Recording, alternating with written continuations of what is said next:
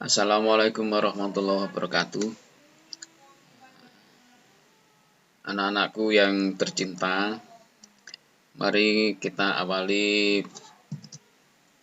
pembelajaran kali ini dengan berdoa bersama-sama menurut agama dan kepercayaan kita masing-masing. Berdoa mulai.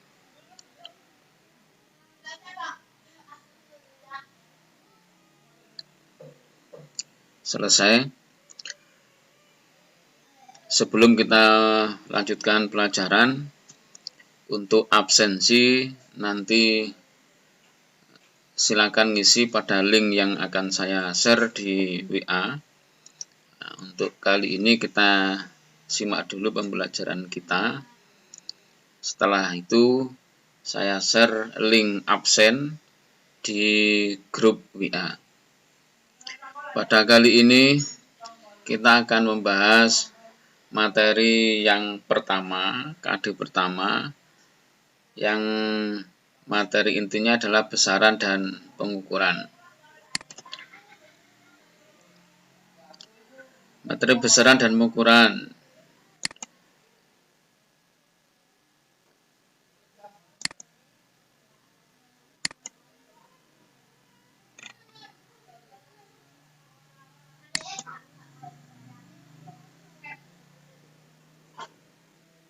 Kompetensi dasarnya adalah menerapkan prinsip pengukuran besaran bisnis, angka penting dan notasi ilmiah pada bidang teknologi dan rekayasa. Untuk kompetensi KD 4-nya adalah melakukan pengukuran besaran bisnis dengan menggunakan peralatan dan teknik yang tepat serta mengikuti aturan angka penting. Tujuan pembelajaran pada kali ini setelah nanti kalian mengikuti ini, yang pertama adalah peserta didik bisa membandingkan jenis besaran dengan baik.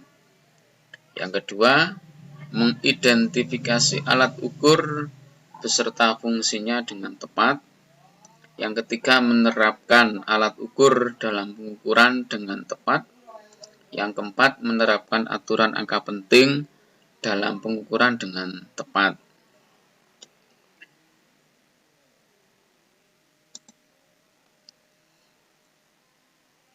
Selanjutnya, yang dinamakan dengan besaran itu adalah sesuatu yang dapat diukur dan dinyatakan dengan angka dan pada umumnya memiliki satuan. Besaran itu ada dua. Yang pertama adalah besaran pokok. Besaran pokok itu kalian sudah pernah menerima di SMP waktu itu, sama pada pelajaran IPA Fisika. Anggotanya ada 7, yang intinya yang pertama adalah panjang, satuannya meter, 2 massa, satuannya kilogram, 3 waktu, satuannya adalah sekon, 4 suhu, satuannya Kelvin, 5 kuat arus, satuannya ampere, 6 intensitas cahaya, satuannya kandela, dan ketujuh jumlah zat, satuannya mol. Kalian harus pada sub ini kalian diharapkan harus menghafal, karena kalau tidak hafal dikhawatirkan nanti pada saat ada tes dimanapun Anda tentang bab ini akan bisa salah. Contoh yang sering kita dengar, satuan suhu itu adalah Celcius pada saat kita periksa ke dokter. Nah, pada saat suhu badan kita diukur, itu satuannya Celcius.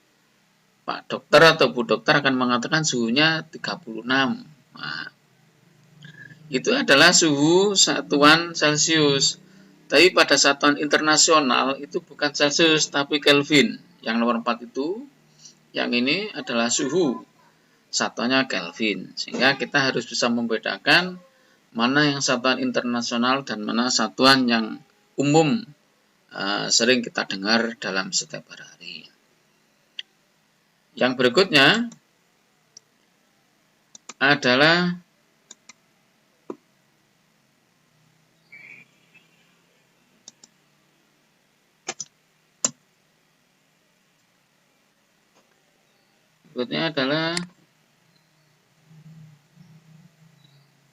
besaran turunan.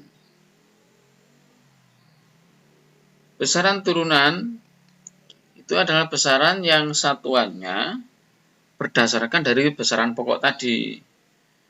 Contohnya sangat banyak sekali. Di sini dituliskan yang satu adalah luas, satuannya meter persegi.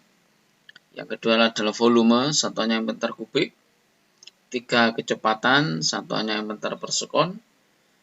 Yang keempat gaya, satuannya newton. Yang kelima tekanan, satuannya adalah newton per meter persegi. Dan yang 6 energi, satuannya joule. Dan masih banyak. Kalian bisa cari nanti belajar pada sumber belajar yang lain, bisa di Google, bisa di buku-buku pada saat jalan-jalan di toko buku. Kalian bisa melihat-lihat apa saja yang masuk dalam besaran turunan. Berikutnya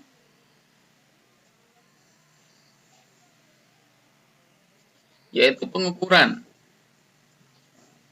Pengukuran itu adalah penentuan besaran, dimensi, atau kapasitas biasanya terhadap suatu standar atau satuan ukur yang sudah ada. Nah, di sini ada beberapa gambar. Yang di sini adalah stopwatch, ini adalah ampere meter, ini adalah mikrometer. Nah, untuk teman-teman yang nanti di program keahlian otomotif, baik itu TKR, ototronik, teknik bisnis sepeda motor, itu akan sering berjumpa dengan mikrometer, dengan ampere meter. Nah, pada saat pelajaran olahraga, kalian akan menemui stopwatch yang biasanya digunakan oleh Bapak Ibu guru yang mengajar di materi pelajaran olahraga. Untuk yang teman-teman yang berada di jurusan TI, baik itu multimedia TKJ, akan sering menggunakan yang namanya ampere meter. Untuk itu, nanti kalian bisa belajar lebih lanjut, bisa lewat sumber pembelajaran yang lainnya, bisa searching di Google atau yang lainnya. Kemudian, dalam fisika dan teknik, pengukuran merupakan aktivitas yang membandingkan kuantitas fisik dari objek dan kejadian dunia nyata. Sedangkan alat ukur itu adalah alat yang digunakan untuk mengukur benda atau kejadian tersebut. Seluruh alat pengukur dapat terkena kesalahan peralatan yang bervariasi. Setiap kita melakukan pengukuran, itu mesti ada kesalahan. Namanya kesalahan relatif pada pengukuran. Apa penyebabnya? Banyak. Nah, ya, sehingga nanti bisa diperdalam pada pertemuan-pertemuan selanjutnya.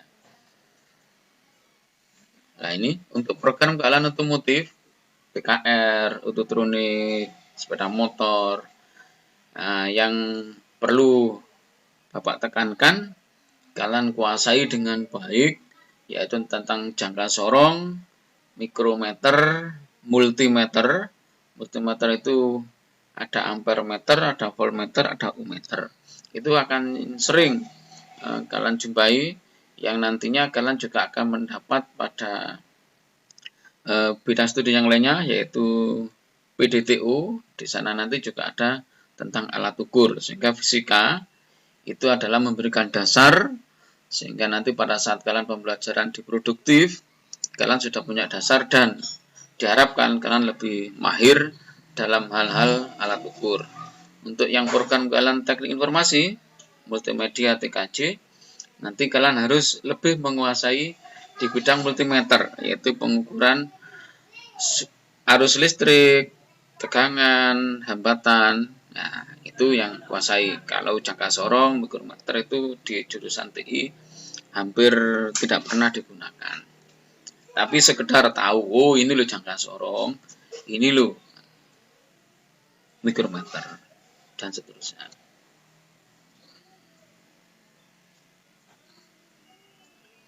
Yang kemudian materi berikutnya adalah angka penting. Angka penting itu adalah semua angka yang diperoleh dari hasil pengukuran, yang terdiri dari angka pasti dan angka taksiran. Sehingga nanti kalau ada soal yang mudah, kalian disuruh menyebutkan angka penting itu terdiri dari apa saja. Nah, sehingga ada dua, yaitu angka pasti dan angka taksiran. Itu adalah angka penting. Berikutnya, dalam angka penting itu adalah ada aturan-aturannya, ya, yang disebut dengan aturan angka penting. Di sini ada beberapa yang Bapak tuliskan. Yang pertama adalah semua angka yang bukan 0 adalah angka penting. Contoh, ada angka pada saat ngukur menghasilkan angka 72,753. Maka angka tersebut terdiri dari 5 angka penting, yaitu 7, 2, 7, 5, 3. Semuanya angka penting sesuai dengan aturannya. Semua angka yang bukan 0 adalah angka penting. Aturan yang kedua, semua angka 0 yang terletak di antara angka-angka bukan 0 adalah angka penting.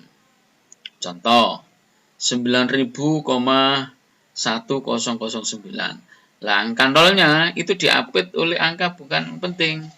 Di sini 9, di belakangnya 9. Maka 0 yang ada di tengah-tengah ini termasuk angka penting. Sehingga ada 9 angka penting. Yang kemudian yang ketiga, semua angka 0 yang terletak di belakang angka bukan 0 yang terakhir, tetapi terletak di depan tanda desimal adalah angka penting. Contoh, 3,0000. Nah, nolnya ini kalau diawali dengan tanda desimal, tanda koma, depan tanda koma ini merupakan angka penting. Yang keempat, angka 0 yang terletak di belakang angka bukan 0 yang terakhir dan di belakang tanda desimal adalah angka penting. Nah, contoh 67,5000. Berarti ada 7 angka penting. Yang 5, angka 0 yang terletak di belakang angka bukan 0 yang terakhir dan tidak dengan tanda desimal adalah angka tidak penting. Contoh 47000. Ini ada 2 angka penting. Coba bandingkan dengan aturan yang ketiga dengan yang keempat. Apa yang membedakan? Yang ketiga ada tanda desimalnya. Yang keempat ada tanda desimalnya. Yang kelima tidak ada. Yang tidak ada tanda desimalnya, angka 0 ini bukan angka penting. Sehingga angka pentingnya hanya 4 dan 7. Yang keenam, angka 0 yang terletak di depan angka bukan 0 yang pertama adalah angka tidak penting. Contoh 0,00000789. Lah ini 0 yang di depan ini, yang pertamanya 0, di belakangnya juga 0, ini juga bukan angka penting. Nah, sehingga angka pentingnya hanya 7, 8, 9. Oke, nanti bisa dicoba-coba lagi. Nah, selanjutnya, setelah nanti dibaca lagi, diulang-ulang. Dan ada tugas yang harus kalian kerjakan. Tugasnya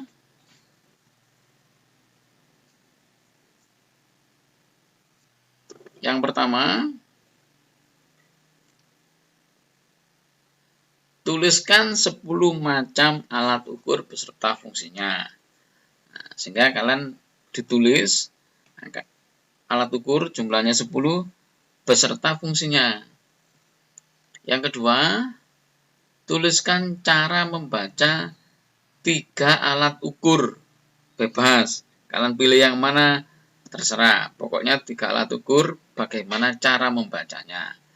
Yang ketiga, ukur panjang ruang tamu rumah Anda masing-masing dengan penggaris atau alat ukur panjang yang lain. Kemudian tuliskan hasilnya seperti format berikut ini. Panjang ruang tamu titik-titik berapa sentimeter. Nah, ada berapa meter? Berapa kilometer? Contoh, misalkan panjang ruang tamu saya 100 cm. Berarti 100 cm itu berapa meter? Berarti kan 1 meter. 1 meter itu berapa kilo? Berarti dibagi 1000, 0,0001 kilometer. Demikian, semoga ada manfaatnya. Nah, untuk lebih mendalaminya, kalian bisa searching di Google atau membaca buku yang lainnya. Jangan lupa nanti ngisi absen di link yang akan saya kirim di grup WA kelas. Demikian, Assalamualaikum warahmatullahi wabarakatuh.